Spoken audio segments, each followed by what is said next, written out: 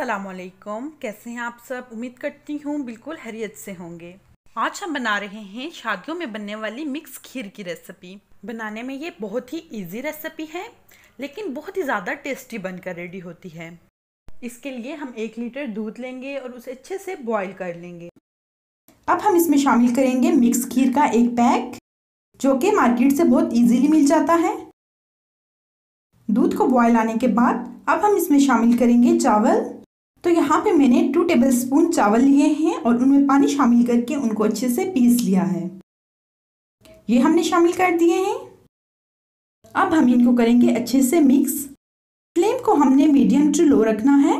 Medium to low flame पे हम इसे अच्छे से पकाएंगे।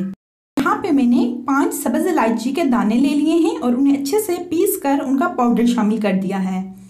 इसको भी हम अच्छे से मिक्स करेंगे। खीर को हमने मीडियम टू लो फ्लेम पे पकाना है ताकि ये थिक होने के साथ साथ अच्छे से पक जाए। अब इसमें हम शामिल करेंगे 3 टेबलस्पून चीनी। मिक्स खीर में चीनी मौजूद होती है, लेकिन क्योंकि हमने इसमें चावल शामिल किए हैं इसलिए हम इसमें थोड़ी सी शुगर भी शामिल कर रहे हैं। अब यहाँ पर आप चेक करें कि खीर जो है वो थिक होना स्टार्ट हो गई है।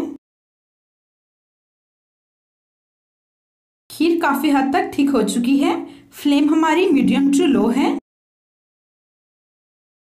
यहाँ पर फ्लेम को मैं ऑफ कर रही हूँ क्योंकि खीर हमारी बिल्कुल रेडी है।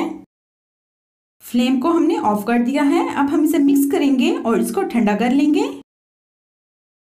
माशाल्लाह से बहुत ही परफेक्ट वे में और बहुत ही थिक टेस्टी हमारी खीर रेडी हो चुकी है। अब हम इसे थोड़ा सा गार्निश कर लेते हैं। रूम टेम्परेचर पर आने के बाद हम इसे 2 घंटे के लिए फ्रिज में रखेंगे। तो खीर हमारी बिल्कुल रेडी है। आप भी बनाएं और इंजॉय करें। मुझे इजाज़त दीजिए। अल्लाह हाफिज़।